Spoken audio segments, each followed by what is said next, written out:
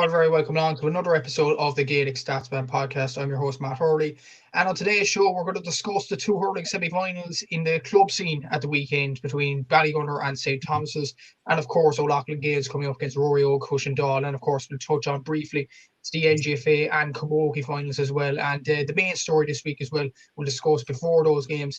We'll get into is the JP McManus story about him giving €1 million to every county in Ireland, which I'm sure that everybody in the country is absolutely delighted about. I'm delighted to be joined by Aaron Prendergast from GA Fan TV here to discuss this weekend's action and this week's news as well. So, Aaron, Christmas is over the horizon, but there's one more weekend of GA. I don't think this is the last weekend of Gaelic Games for 2023, so should be a good one, hopefully. Absolutely, yeah. No, it's been I suppose a long year in terms of club championship action. So much happening, so many games, and yeah, it's mad to think that this is the last weekend of games we'll be able to watch on TV and everything else. But yeah, looking forward to it. Two big games. You obviously got Ruairi taking on O'Loughlin Gaels, Ballygunner obviously in action as well, who I think most people will feel are the favourites to go and win the All-Ireland. And of course, yeah, two big semi-finals, two big games, obviously in the ladies' football in Camogie as well. And yeah, of course, the news obviously surrounding JP McManus, I think definitely caught a lot of people by surprise, in fairness. So yeah, very, very excited to break it down and discuss all the weekend's games. Definitely so. Before we get into it, have you your Christmas tree up yet? I do, yeah. Small Christmas tree. Not in this room, so it won't be in the background. I am thinking about decorating kind of behind me a little bit though, in terms of I don't know, something to kind of make the YouTube channel a bit more sort of decorative. But yeah, we'll see what we can do. Definitely maybe look into getting an L Christmas jumper at some stage. But yeah, now the Christmas tree is up, the lights are up, and yeah, I'm excited now for Santa to come. Exactly. I thought you were going to say Sam to come there, and I was going to say Sam's already in Dublin.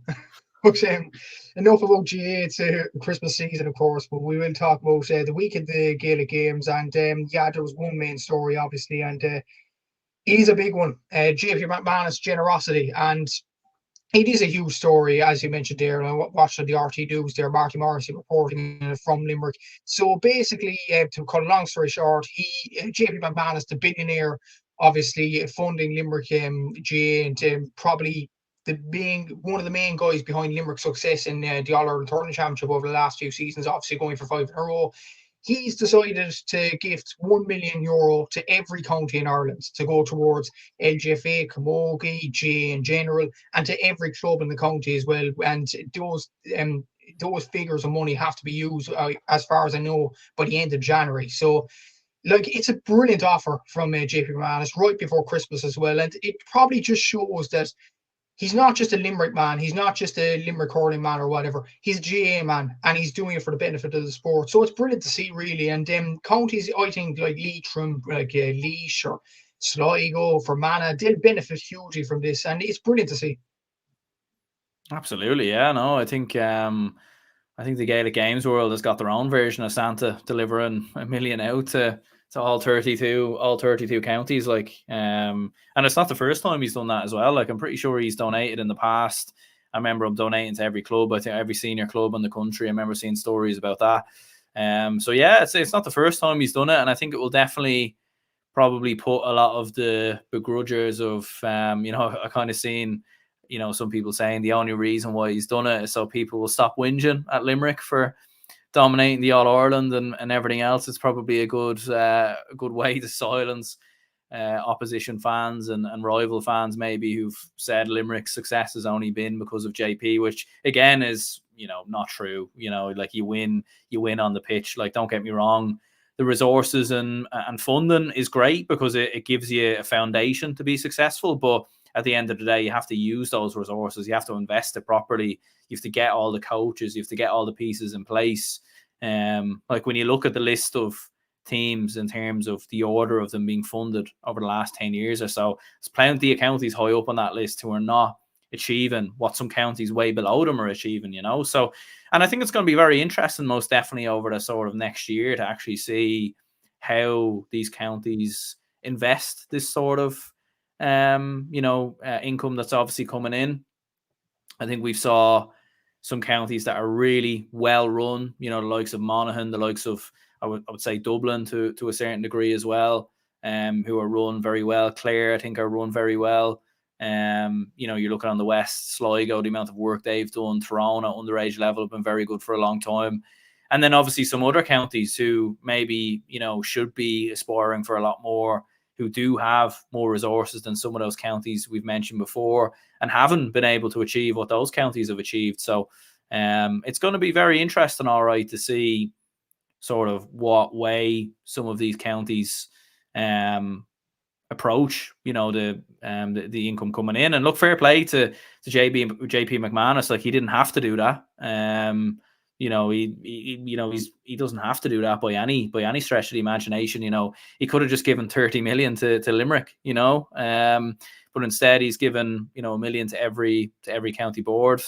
And it's mad. I've seen a lot of people upset about it as well, which is crazy. I've seen people saying, why isn't he donating to the League of Ireland? I've seen some people say, why doesn't he give more to the other counties instead of Limerick? I've seen some people saying, I hope he skips Dublin, because Dublin are already kind of well looked after. Yeah, I've seen some mad takes, all right. And I suppose when you look on Twitter and social media, like, people are always complaining, are always giving out about everything, and are never happy. So it's probably no surprise, to be fair. And he mentioned that he gave money to every county board in the past, and he has done, according to the Irish Independent. He gave 100,000 to every county in 2018. Not really as near to 1 million it really was, but yeah, like, the League of Ireland not getting money. Obviously, the rugby have enough money. The boxing, obviously, there's good work going on there. There's the rowing, but do you think? Look, I don't. This is obviously the Gaelic Statsman podcast. It's a Gaelic Games podcast in general. But do you think it's kind of harsh on League of Ireland clubs, for example? Like, I'm doing one project in college about how League of Ireland clubs aren't funded properly, and there's kind of problems there. The European record for Irish clubs isn't as where we want to be as a country. Like Shamrock Rovers, Sligo Rovers, all them aren't performing to a high level degree in Europe. Only Dundalk have over the last few years. But do you think that's kind of harsh that Gaelic Games and amateur sport gets 1 million for every county, whereas the League of Ireland are kind of drowning in its own right? Like, there's a lot of clubs in the League of Ireland that have gone out of business over the last 10 years or even 15 years or so. So I know it's a Gaelic Games podcast, but do you think that's harsh on the soccer lads? Yeah, like, I'm not entirely sure. Like, I think it depends on terms of, like, I'd imagine he obviously has connections within Gaelic Games. Like, he obviously has connections with Limerick, as we very well know. And I'm sure he has connections within the GAA themselves. And he's obviously clearly passionate about Gaelic Games because of the fact he's invested in the past. Probably is a thing as well where he is a businessman at the end of the day, and he probably does see. I mean, he's obviously donating this income. It's not necessarily an investment as such. Could he invest in certain League of Ireland clubs and hope to get a return and build them up? I'm not entirely sure.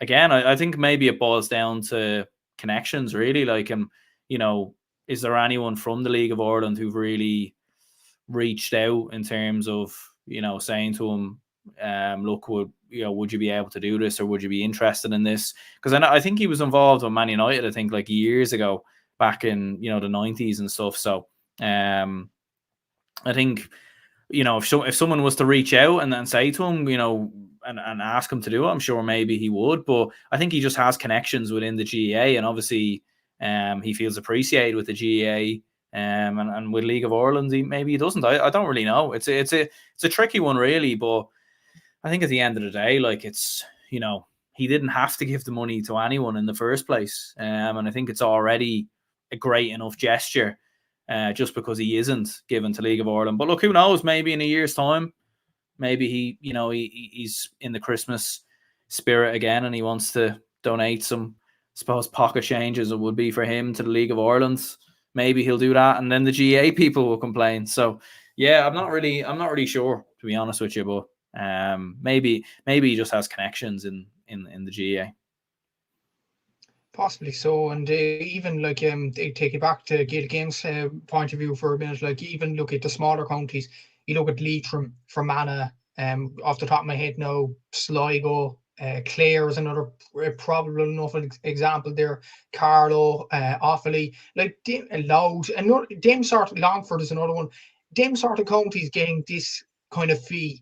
I think it's brilliant for them in particular because we've seen over the last month or so, and I think we discussed this on the podcast as well. It was either you or Seamus that was on that time talking about how the GA were kind of excluding hurling counties such as Cavan, Longford, Louth, and all them.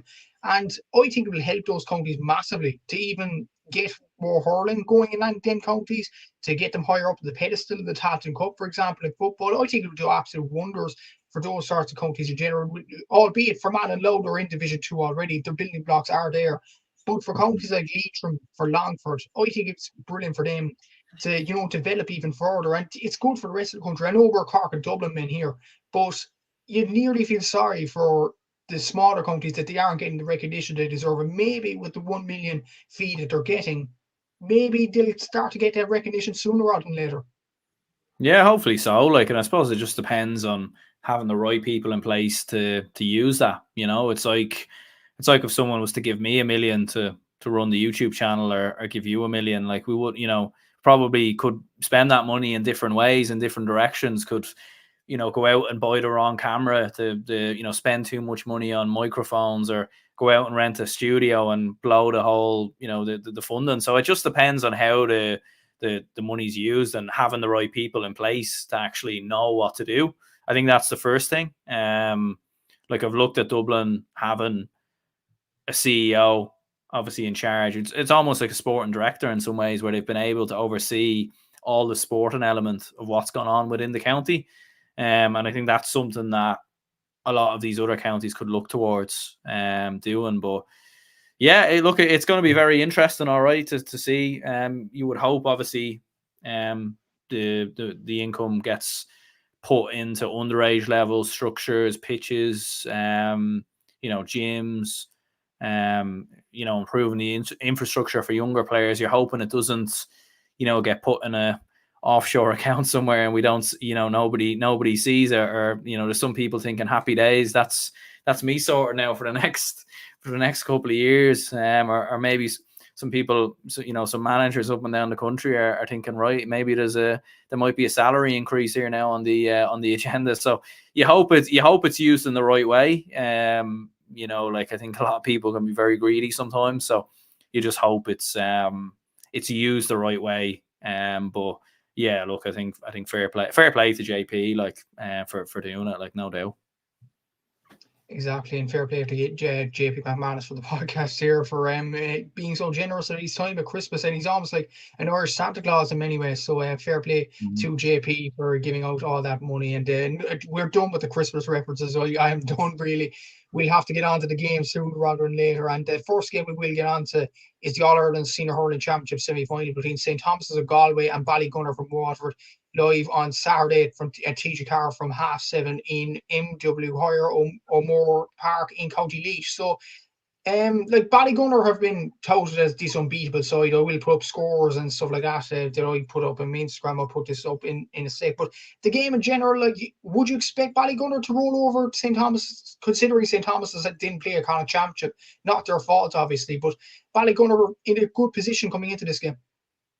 Yeah, like it's very, very hard to look past Ballygunner, to be honest with you. Like when you think of how good they've looked this year, and I think St. Thomas have struggled a lot over the last couple of seasons in terms of not having a provincial championship and coming in cold. They haven't, obviously, look, the Galway Club Championship is at a high enough level, so you'll get some fairly competitive games and some fairly tough games within Galway, but it's just not the same as coming through a provincial championship. And we've saw St. Thomas get caught on the hop last year, for example, in the semi-finals to the Antrim champions. We've saw them at times struggle to close out games. The record in semi-finals over the past couple of years has been tough for them. And I do think it is got to do with that such a large gap. I know you can play challenge games and everything else, but playing those challenge games, like, it's just not going to be of the same intensity as it would be that Ballygunner are playing. Like the thing with Ballygunner is like because it looks so easy for them on paper to win the All Ireland. It's nearly like the only thing I think that could catch up with them to a certain degree is an element of complacency or an element of, you know, like we saw Ballygunner when they played Slot Neal a couple of years ago, for example, in the All Ireland semi-finals, and they just about got over the line in that game.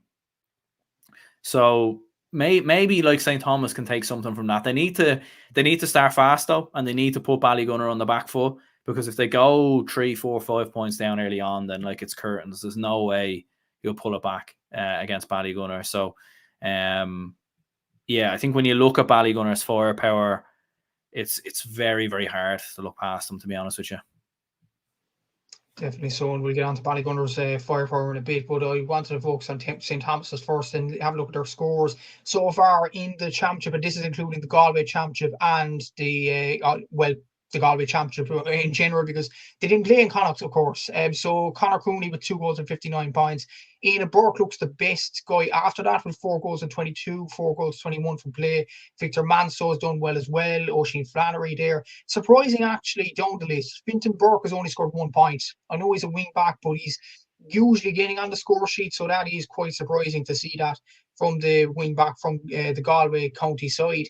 And then when you look at their run to the semi-final, you look at it, they beat Gort, they beat Porthumna, obviously Joe Hanning's club.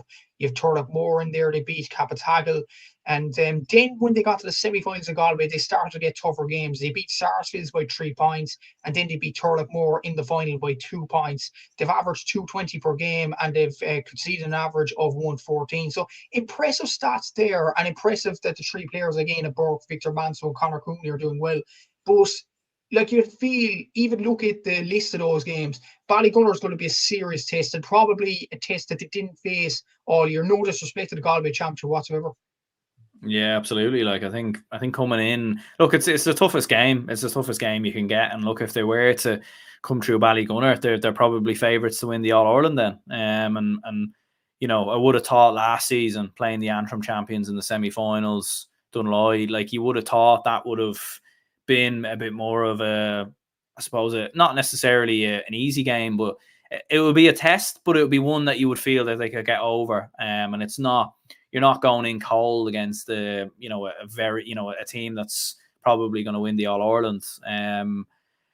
So yeah, it'd be tough for them, all right. I do remember when St. Thomas played Ballyhale a couple of years ago, and obviously TJ Reid scored that late winning goal, from about 20 yards out or so from a free, to obviously win the game right at the death. You know, that will definitely stand to them. And as you said, Aina Burke's been in phenomenal form, Conor Cooney as well.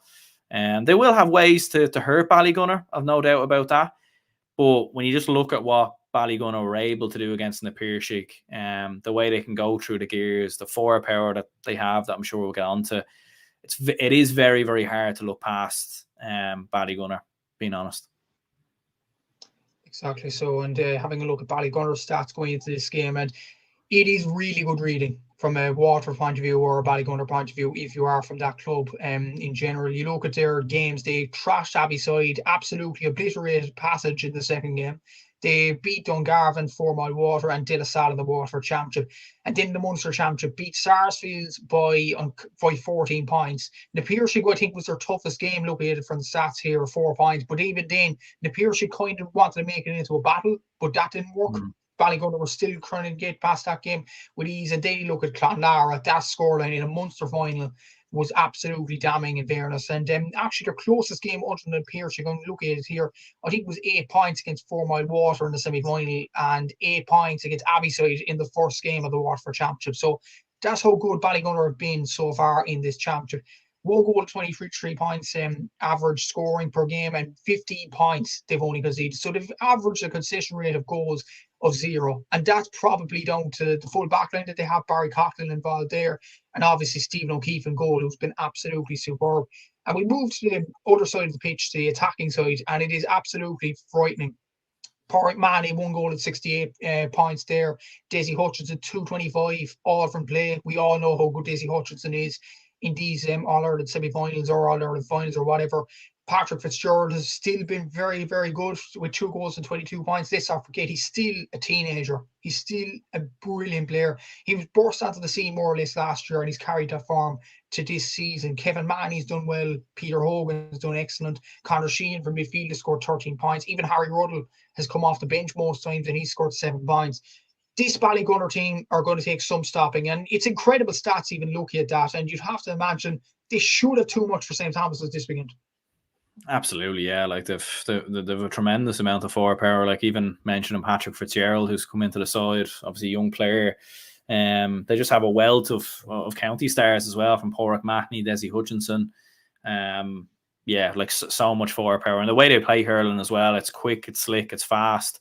Reminds me in some ways of watching Limerick at times. The way they move the ball so quickly, the flicks off the wrist, the short hand passes, and yeah, as you've said there, like that's the only thing you would be worried about Ballygunner. It's nearly been so easy for them so far. Like looking at it, it shouldn't be that easy, but it's just because of how good their team is. You know, beating Clonlara in the way that they have by that amount of points, absolutely hammering Sarsfields. Obviously, Napirshick gave them a tough test, and that was a close game, and that probably has been their toughest test they've played so far. But I think, you know, having that game will stand to Ballygunner going into this. And, you know, I think it's another thing as well. If, you know, St. Thomas were in the Leinster Championship, for example, and you had a scenario like that, or maybe you put them into Ulster or something, I think they would have more competitive, you know, they'd be a lot more fired up for this. I know the Galway Championship hasn't been straightforward. They've had a couple of ups and downs,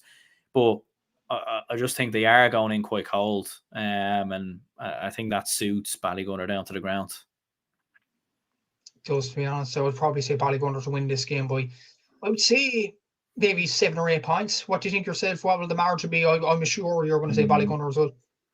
Yeah, I'd probably go maybe less. I'd say five or six. I do still think St. Thomas will make, you know, I still think it'll be comfortable for Ballygunner. I just have a feeling maybe would have been a semi-final. St. Thomas might maybe ruffle up Ballygunner a little bit, but at the same time, like it's, you know, tit for tat, 5 or 6, 7 or 8. It will probably be around that range realistically. Definitely so, and you'd have to imagine Ballygunner will get over the line. But in the second semi-final, it tends to be probably one of the closer of the two when you think about it. Ruairi, Cushendall coming up against the O'Loughlin Gaels, so it is the Antrim champions against the Kilkenny champions, the Ulster champions against the Leinster champions, All-Ireland Senior Hurling Championship semi-final on TG Carr at 1:30, and it's in Park Tolson in Meath. So big opportunity for one of these two. While the other semi-final is really straightforward, you could imagine Ballygunner getting over the line. This one, I know Ruairi could come out of Antrim, which is considerably, I would say, a lesser of a hurling county than Kilkenny. Don't know disrespect intended there. But both sides, they're in kind of new territory. This is going to be a close one to call, really. Absolutely, yeah. Like, you know, you would maybe look at it in the cold light of day and think the Kilkenny champions, O'Loughlin Gaels, should be the favourites. And obviously, it was a very close game on Fina. Like, it went entirely down to the wire. It really could have went either way going down the home stretch. Fina maybe looked like they had it under control until the final couple of minutes. But you only have to look at what Dunloy done last year. Like Ballyhale beat them in the final fairly comfortably in the end. But again, I don't think it was maybe as comfortable as what some people had suggested.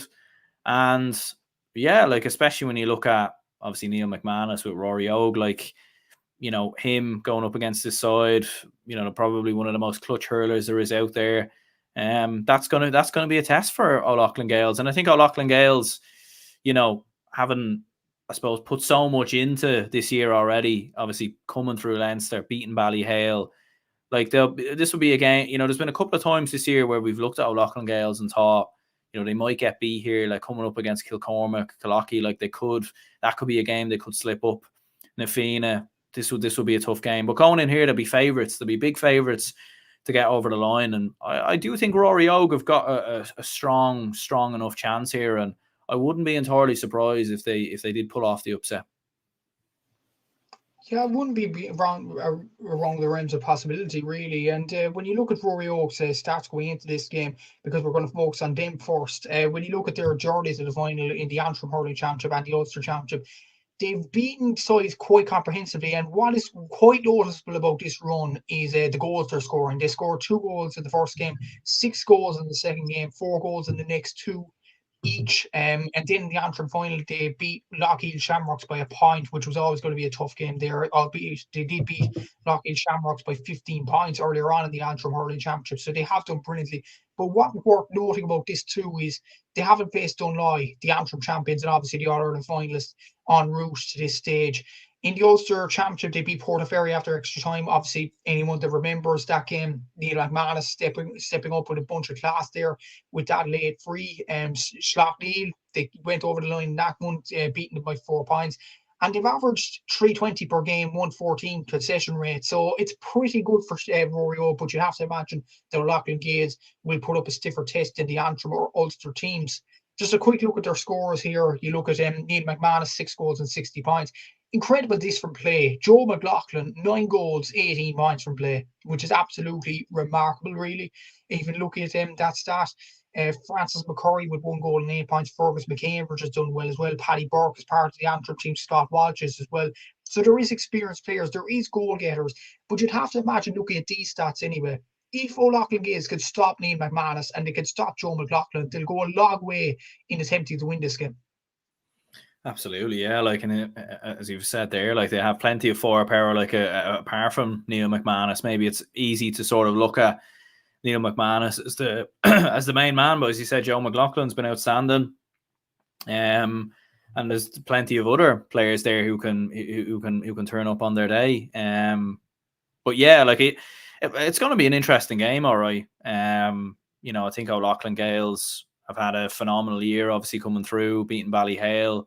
Plenty of ways that they'll definitely be going in as massive favourites. There's no question about it. But I think we've seen O'Loughlin Gaels at the same time have to dig deep against Portaferry, having to get over the line against Slot Neil, which wasn't an easy game, and that could stand to them. And you know, we saw Dunloy obviously put off a big shock against St. Thomas last year, so there's no reason why Rory Oak can't do the same here. But at the same time, you would look at the firepower of O'Loughlin Gaels and even some of the defenders that they have. Obviously, they have a lot of inter-county players in the defence.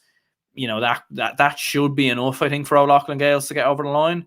But again, you know, it would be very easy to look at this game in isolation and think O'Loughlin Gaels should be comfortable. But I don't think it will be comfortable. Yeah, we'll have a look at their O'Loughlin Gaels stats and look at if you could see it there. It's very big names of the Kilkenny Championship, so try to squeeze it in as much as I can. Like the likes of Bennett's Bridge, Ballyhead Shamrocks, Mount Leinster Rangers. Like there's a lot of big names in Leinster. I don't know why that is, Aaron. Do you have any idea why they have such big names? Yeah, I've no idea, to be honest with you. Maybe to keep it interesting, or you know, keep it exciting. I suppose O'Loughlin Gaels is already long enough as it is, so that's probably the starting point there. And then yeah, like I suppose Nafina maybe not too long, Kilcormac, Killoughey, Mount Leinster Rangers. Yeah, some long names in there. In fairness, maybe some abbreviations might be needed. Probably so. Probably advice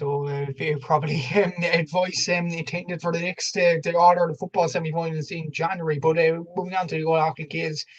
Scores leading up to the final. They had 3 games at the Kilkenny Championship. The Kilkenny Championship was actually relatively short, which I actually didn't realise. But you learn something new every year or every month or whatever. They beat Mullivant by 18 points to 2-10, so that was 2 points in that game. Bennett's Bridge, they beat them by a goal. Ballyhill Shamrocks, obviously by a point, a memorable occasion winning the Kilkenny final there. You had the wins against Mount Leinster Rangers, Kilcormac, Killoughey, obviously a point victory over Nafina. And even look at their averages, 4-point winning average, and a few of those games have been a point in it. So, like, O'Loughlin Gaels know how to keep these games tight despite having some brilliant defenders and some decent attackers too at their disposal. And speaking of their attackers, I'm going to bring up their score list here. Mark Bergen has scored a vast majority of their scores so far with 53 points.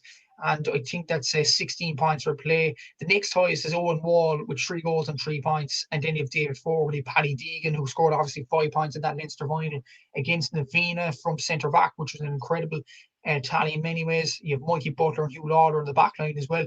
Probably their strength is the defence, but their free taking as well from Mark Bergen will definitely go a long way, and possibly their goal scoring from Owen Wall as well. But would you be worried about O'Loughlin Gaels kind of squeaking through games? They've squeaked through Nafina, they squeaked through Ballyhale, Bennett's Bridge, all them teams. So would you be worried about that going into this game?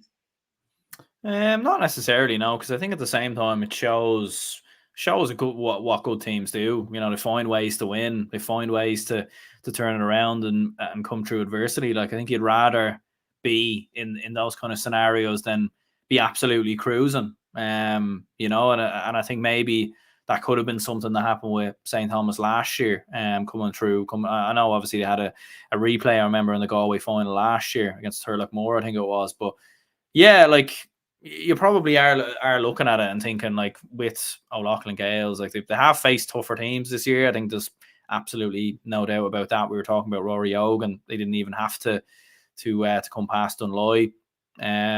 So yeah, you would look at O'Loughlin Gaels. Like, it will be interesting, all right, to see who picks up Neil McManus. Like, you would probably look at the obvious Mikey Butler maybe to pick him up. It would make probably the most sense.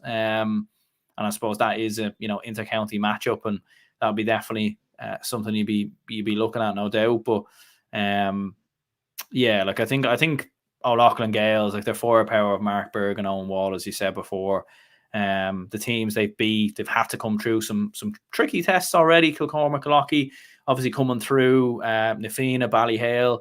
So I think O'Loughlin Gaels, look, they'll be eyeing up that All-Ireland final, no question.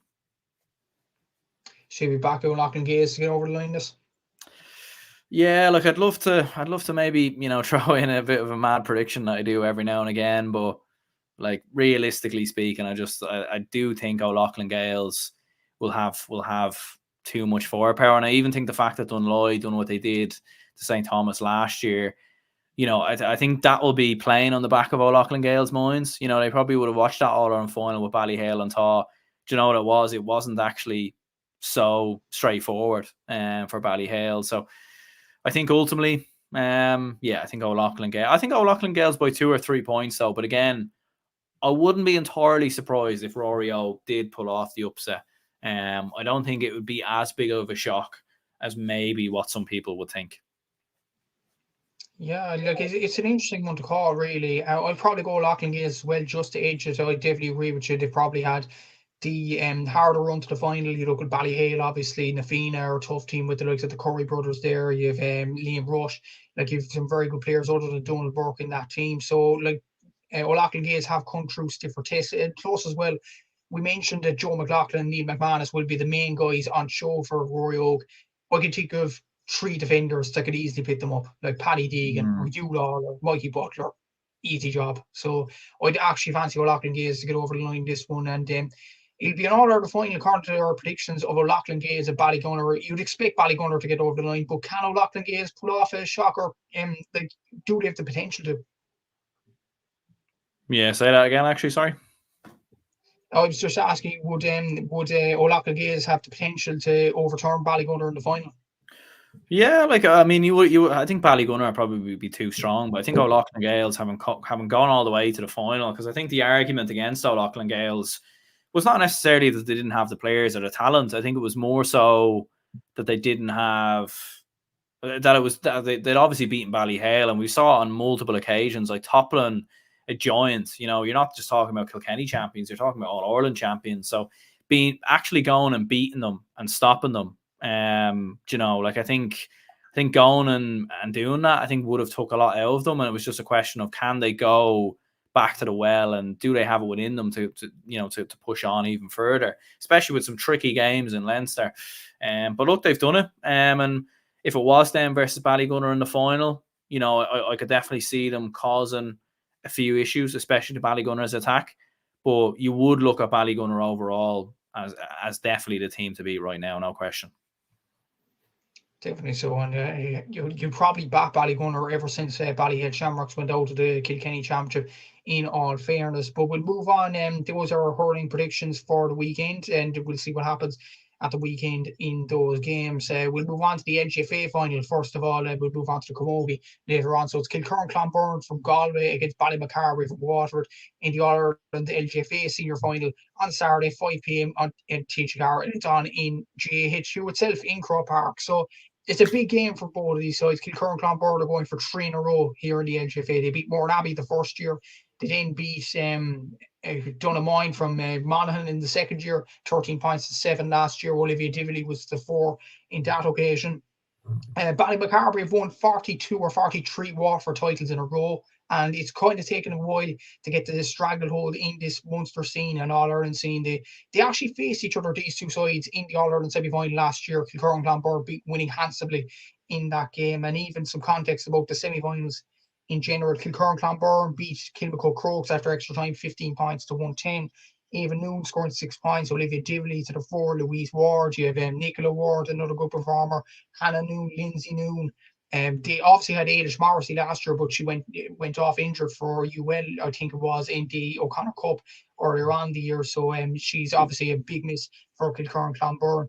And when you look at Ballymacarbery, one of their main players over the last few years, actually Michelle Ryan, Waterford legend. She's actually on the bench for Ballymacarbery, one of the leaders around the dressing room. So but they do have other players to step up. Brie McMaw, obviously, Aileen Wall, Summer Peters, Kellyanne Hogan. They have some excellent players, obviously. The majority of the Waterford ladies football team is with the Ballymacarbery team. But Kilkerran Clonberne going for 3 in a row. And I think Eamon Horn reported on the RT News earlier on that they could be the second team in LGFA club history to get 3 All-Ireland titles. So it's a big game for them. Big game for Ballymacarbery too in trying to upset the odds. Absolutely, yeah, no, and I think you probably would look at Kilkerran Clonberne as massive favourites, as you said, going for 3 in a row. They've toppled Kilmacoe Crokes, from the small bits I've seen of them, they, I suppose, remind me quite a bit of Corofin in terms of that dominance. They look to be quite a good bit ahead of the chasing pack, and any time they do face a significant test, they seem to be able to find the answers. As you said, for Ballymacarbery, it's been to win, 42, titles in a row in Waterford. I remember hearing about that a couple of years ago when it was 38 or 39, and you're thinking, mad, it's definitely a run that I don't think is going to get beaten anytime soon, shall we say, in terms of successive county titles in a row. I'm not entirely sure how many All-Irelands they've won in that period, if they've even won any. So this is a massive game for them. And, they're coming up against a giant of a side in Kilkerran Clonberne, as you said, beat them comfortably enough last year. I would fancy Kilkerran Clonberne. I think they are, as I said before, the dominant force in the ladies' club football scene right now. And I do think they'll just have a bit too much firepower, I think, for Ballymacarbery on the day. Yeah, I'd probably back Kilkerran Clonberne to win this game as well. They have some excellent players all over the field. Olivia Dively will be another one to watch. She was excellent in Crow Park last year in the final. I'm just trying to check there of Ballymacarbery. Have they ever won the All-Ireland Champions? They've actually won 10 All-Irelands. Their last one in 1998, according to Wikipedia. So they are a well-established team from Waterford, but they haven't probably been to that stage since the late 90s, early 2000s. So it's a big game, obviously, for them. I'm looking at Kilkerran Clonberne's record there. They have won 2 so far. That was obviously the last 2 All-Irelands. Only Donaghmine, Carrick from Mayo, and Ballymacarbery themselves have won more. So maybe there's a dynasty building in Kilkerran Clonberne in general, and they'll be going for 3 in a row on Saturday evening, and you have to fancy Kilkerran Clonberne to get over the line. And another Galway team going for 3 in a row is the All-Ireland Camogie final. Sarsfields of Galway, they're playing Dixborough from Kilkenny on RT2 at 5:15 on a Sunday evening, which is kind of a strange time. And it actually happens to be the last club game of the year, I think it is, in senior or whatever. So this should be a cracker in many ways. Like Dixborough have some excellent players like Aaron Prendergast and Asher McCarthy scoring 2 goals in the semi-final against Lockheed Shamrocks. That got them over the line. Sarsfields obviously beat their namesakes from Cork quite comfortably in that semi-final. Obviously, Orla McGrath is a good player, Siobhan McGrath. They have some excellent players all over the field. in fairness, Michael Hopper McGrath, their dad, is actually the manager of the team, and they're going for their third All-Ireland Camogie title in a row, and they're fourth and 50 in 5 years as well. Only Outler Tabala in 2020 was the outlier. So they are a dominant figure in the club championship over the last few years. You'd have to expect Sarsfields to get over the line in this, but Dicksboro, Kilkenny Camogie side, they won't be easy pushovers.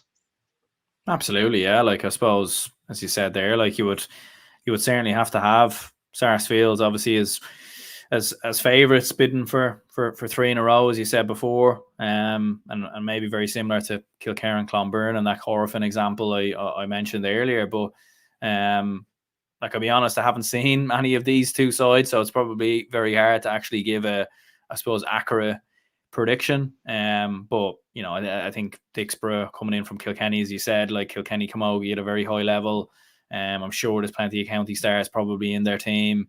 And they'll be gunning for it. And I think, look, it should be a very close game. It should be an entertaining game, as you said, last club game of the year on RTE as well. So hopefully, you know, we all be able to sit down and watch it, and hopefully be an entertaining game. And yeah, maybe for the crack, I'll go for Dicksboro to pull off the shock and the upset. Again, as I said, don't take my word for it, because I've seen very little of Camogie Club Championships this year, if I'm being honest, outside of my own native county in Dublin. But yeah, maybe we'll go for the.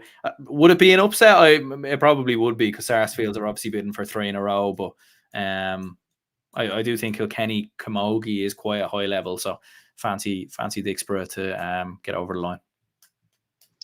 In fairness, Dicksboro do have good players like Amy Clifford, for example, Jenny Clifford, Rachel Dowling as well, to add to Ash McCarthy and Aoife Prendergast. But even looking at Wikipedia, a quick look at it, I don't think Dicksboro have ever been in an All-Ireland final. They've never won it anyway. Oh, yeah. So this will be a big occasion for them, no matter what the score. But Sarsfields, they're going for their 4th All-Ireland in general, not just their 4th in 5 years. So they've really taken up the mantle over the last few years. And they do have very good players like Ciara Dunn, who scored 1-2 in the last game. Shannon Corcoran, obviously, is a good player as well. Chloe McGrath, Rachel Murray. Like, there are some good players in that Sarsfields team. And obviously, there's a family kind of bond with the McGraths in general in that team.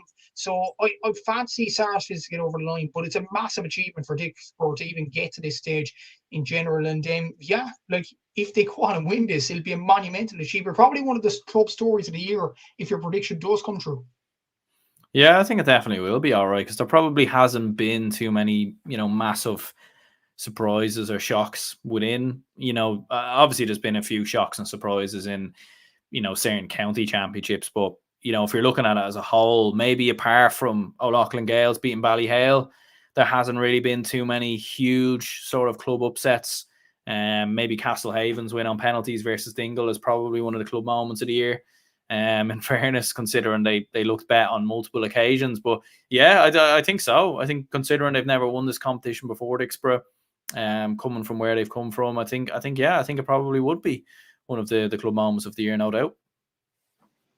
And there definitely will be other awards, like Shock Club of the Year, Quote of the Year, all that coming up on Instagram. And make sure you vote on those. And myself and Aaron are going to be included in Quote of the Year, just a spoiler. But we'll go on to that in the next few weeks. But those are our predictions for the week. But just to wrap up, who do you think will be Player of the Week, and what's going to be your tip for Shock Week, Shock of the Weekend?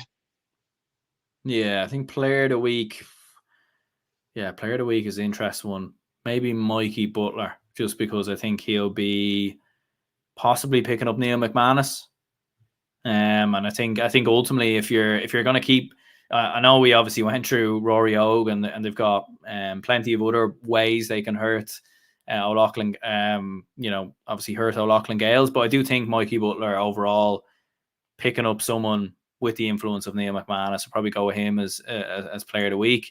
And then in terms of outside shock of the week, look, maybe this is a bit of a contradiction, but I do think Ruairi Og probably do actually have a great chance against against O'Loughlin Gaels.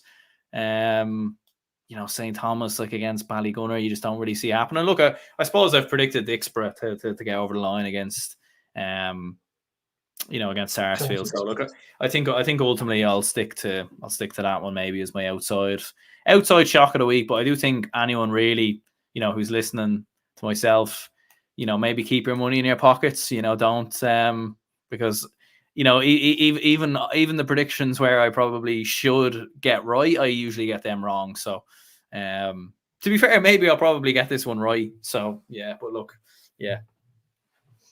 Yeah, definitely. So like player of the week, I'd probably go in the men's game, I'd probably go Jesse Hutchinson. I think he'll score another 1-4, 1-5 at the weekend. He's just that type of player for Ballygunner. I know it's kind of a boring pick, but he's just an incredible hurler, isn't he? For player of the week in the women's game, I'm gonna go for I'm gonna go Clodagh McGrath for Sarsfields. I think she'll have a good game at the weekend. And as for shock of the week, outside bet of the week, you said Dixborough. I'm going to go. I don't think it'll happen now, but I think it might happen if things go the way of Ballymacarbery in the ladies' final. I think they could beat Kilcurran Clonbur because, like, the unity there, obviously 40 titles in a row, or 40 odd titles in a row in Waterford. Michelle Ryan doing a lot of work behind the scenes there. There's a lot of bonds there. Obviously, Breed McMahon's in the form of her life at the moment. Summer Peters is in very good form as well. So I'd back Ballymacarbery possibly to get over the line against Kilcurran Clonbur. But like Aaron said, don't take my word for it. We'll see what happens at the weekend. But cheers to anybody that tuned in in the recorded version. Like, subscribe, all that good stuff. And I think this might be the last podcast of the year. So I wish you all a happy Christmas and maybe a happy New Year. There might be a new podcast before the year's out. I'm not entirely sure, but we'll see how things transpire. But thanks, Aaron, for coming on, and thanks to anybody that tuned in.